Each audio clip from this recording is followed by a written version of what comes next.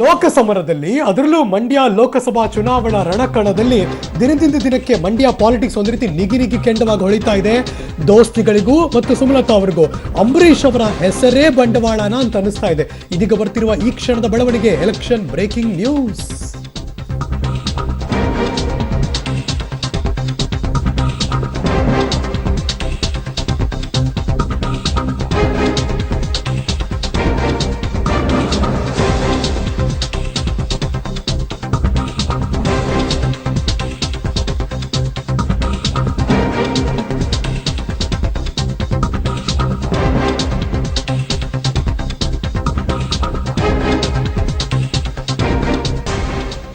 ಅಂಬರೀಷ್ ಅವರ ಹೆಸರು ಹೇಳಲ್ಲ ಅಂತಾನೆ ಅಂಬರೀಷ್ ಅವರ ಹೆಸರೇ ಜಪವಾಗ್ತಾ ಇದೆ ಮಂಡ್ಯದ ರಾಜಕಾರಣದಲ್ಲಿ.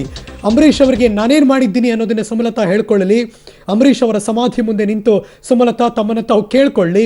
ಬಿಜೆಪಿ ಬೆಂಬಲಿತ ಪಕ್ಷೇತರ ಅಭ್ಯರ್ಥಿ ಸುಮಲತಾಗೆ ಸಚಿವ ಪುಟ್ಟರಾಜು ಈ ಸವಾಲನ್ನು ಹಾಕಿದ್ದಾರೆ. ಮಂಡ್ಯದಲ್ಲಿ ಅಂಬರೀಷ್ ಅವರಿಗೆ ರಾಜಕೀಯ ಪುನರ್ಜನ್ಮ ಕೊಟ್ಟಿದ್ದು ನಾನು, ರಾಮನಗರದಲ್ಲಿ ಸೋತಾದ್ಮೇಲೆ ಮಂಡ್ಯ ಕರ್ಕೊಂಬಂದಿದ್ದು ನಾನು, ಅವರ ರಾಜಕೀಯ ಏಳಿಗೆಗೋಸ್ಕರ ಶ್ರಮಿಸಿದವನು ನಾನು, ನನ್ನ ಆತ್ಮಾಭಿಮಾನದ ಬಗ್ಗೆ ಸುಮಲತಾ ಪ್ರಶ್ನೆ ಮಾಡೋದು ಬೇಡ ಅಂತ ಪುಟ್ಟರಾಜು ಮಾತಾಡಿದ್ದಾರೆ. ಹಾಗಾದರೆ ಪುಟ್ಟರಾಜು ಅವರ ಮಾತೇನಿತ್ತು ಅನ್ನೋದನ್ನು ಕೂಡ ನೀವು ಕೆಲವೇ ಕ್ಷಣದಲ್ಲಿ ತೋರಿಸ್ತೀನಿ. ಇದಕ್ಕೆ ಸವಾಲಾಗಿ ಕೂಡ ಕೆಲವೇ ದಿನಗಳ ಮುಂಚೆ ಸುಮಲತಾ ಅಂಬರೀಷ್ ಅವರು ಕೂಡ ಹೇಳಿದರು, ಅಂಬರೀಷ್ ಅವರ ಹೆಸರು ತೆಗಿದೆ, ಅವ್ರು ಕ್ಯಾಂಪೇನ್ ಮಾಡಲಿ, ಅಂಬರೀಷ್ ಅವರ ಹೆಸರು ಹೇಳದೆ ಅವರು ಪ್ರಚಾರ ಮಾಡಲಿ, ಅಂಬರೀಷ್ ಅವರ ಹೆಸರನ್ನು ತರದೆ ಅವರು ಮತದಾರರ ಹತ್ರ ಮತ ಕೇಳಲಿ ಅಂತ. ಆದರೆ ಗೊತ್ತಿಲ್ಲಪ್ಪ, ಅಂಬರೀಷ್ ಅವರ ಹೆಸರು ಬಂದು ಹೋಗ್ತಾನೆ ಇದೆ, ಬರ್ತಾನೆ ಇದೆ. ಇದೀಗ ಮಂಡ್ಯ ಉಸ್ತುವಾರಿ ಸಚಿವರಾದ ಪುಟ್ಟರಾಜು ಅವರ ಸರದಿ ಅಂಬರೀಷ್ ಅವ್ರ ಬಗ್ಗೆ ಮಾತಾಡಿದ್ದಾರೆ. ಹಾಗಾದ್ರೆ ಏನು ಮಾತಾಡಿದ್ರು ಇದೀಗ ನೋಡೋಣ. ಪುಟ್ಟರಾಜು ಅವರ ಧ್ವನಿ. ಅಂಬರೀಷ್ ಅವ್ರ ಹೆಸರನ್ನ ಬಿಟ್ಟು ನೀವು ಪ್ರಚಾರ ಮಾಡಿ. ಅಂಬರೀಷ್ ಅವ್ರ ಹೆಸರನ್ನ ಬಳಸ್ಕೊಳ್ಳದೆ ಒಂದು ಫುಲ್ ಪ್ರಚಾರ ಇಲ್ಲದೆ ಆದರೂ 2-3 ದಿವಸ ಆದರೂ ಮಾಡಲಿ ಸುಮಲತಾ ಅಂಬರೀಷ್. ಅದರಿಂದ ಅಂಬರೀಷ್ ಅನ್ನೋ ಹೆಸರನ್ನ ಯಾರು ಬೇರ್ಪಡ್ಸೋಕ್ಕಾಗಲ್ಲ. ಸೊ ಹಾಗಾಗಿ ಅದಕ್ಕೆ ನಾನೇನೋ ಮಾಡೋಕ್ಕಾಗಲ್ಲ. ನನ್ನ ಹೆಸರಲ್ಲೇ ಅದಿದೆ, ಅಂಬರೀಷ್ ಅನ್ನೋ ಹೆಸರು. ಅವ್ರ ಹೆಸರಲ್ಲಿ ಅದಿಲ್ವಲ್ಲ. ಸೊ ಹಾಗಾಗಿ ಅವರ ಪ್ರಚಾರ ಅವ್ರು ಮಾಡ್ಕೊಳ್ಳಿ. ನಾನು ಸುಮಕ್ಕನಿಗೆ ಬಹಳ ಗೌರವತ್ವಾಗಿ ಹೇಳಿಕ್ ಬಯಸ್ತೀನಿ.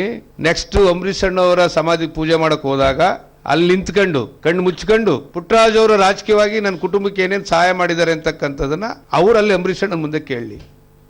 ರಾಮನಗರದಲ್ಲಿ ಸೋತಂತ ಸಂದರ್ಭದಲ್ಲಿ ನನ್ನ ಮನೆ ದುಡ್ಡು ಹಾಕೊಂಡು ಕರ್ಕೊಂಬಂದು ಕನ್ನಡ ರಾಜ್ಯೋತ್ಸವ ಮಾಡಿಸಿ ಜಿಲ್ಲೆ ತಿರುಗಿಸಿದ್ದೀನಿ.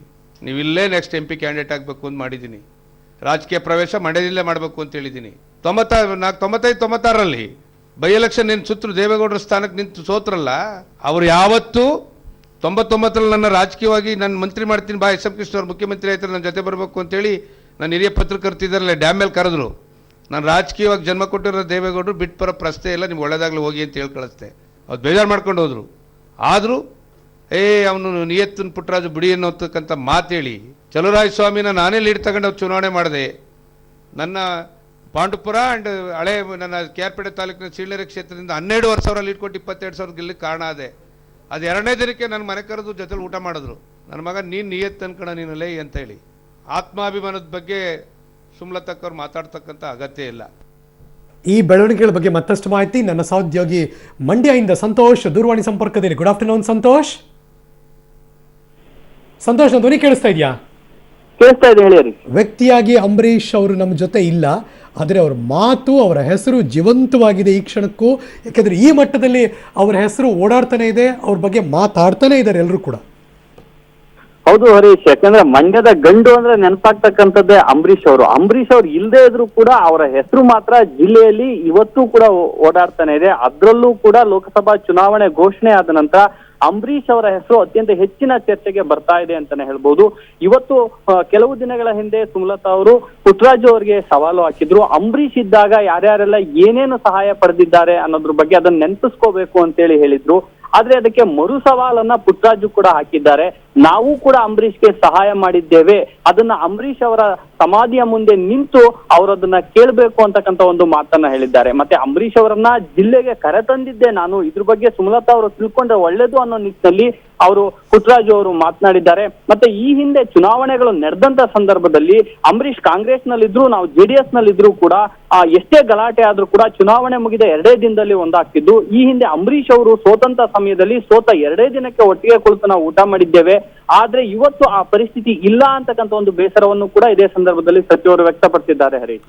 ಸೊ ಅಂಬರೀಷ್ ಅವರ ಹೆಸರು ಹೇಳದೆ ಕ್ಯಾಂಪೇನ್ ಮಾಡಲಿ ನೋಡೋಣ, ಒಂದು 2 ದಿನ ಮಾಡಲಿ ಅಂತ ಸುಮಲತಾ ಅವರು ಒಂದು ಸವಾಲು ಹಾಕಿದ್ರು. ಯಾಕದಾಗಲ್ವಾ ಇವ್ರಿಗೆ?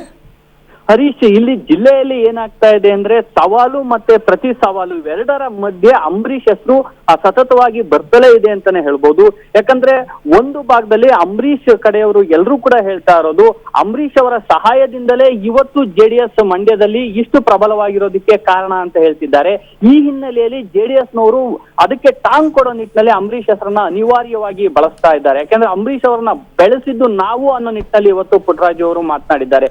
ಈ ಹಿನ್ನೆಲೆಯಲ್ಲಿ ಬೇಕೋ ಬೇಡವೋ ಒಟ್ಟಾರೆ ಮಂಡ್ಯ ರಾಜಕಾರಣದಲ್ಲಿ ಅಂಬರೀಷ್ ಹೆಸರಿಲ್ಲದೆ ರಾಜಕಾರಣವನ್ನ ಮಾಡೋದು, ಲೋಕಸಭಾ ಚುನಾವಣೆಯನ್ನ ಮುಗಿಸೋದು ಕಷ್ಟ ಆಗ್ತಾ ಇದೆ ಅಂತಾನೆ ಹೇಳ್ಬೋದು ಹರೀಶ್. ಥ್ಯಾಂಕ್ ಯು ಸಂತೋಷ್, ಈ ಕ್ಷಣದ ಮಾಹಿತಿ ಕೊಟ್ಟಿದ್ದಕ್ಕೆ.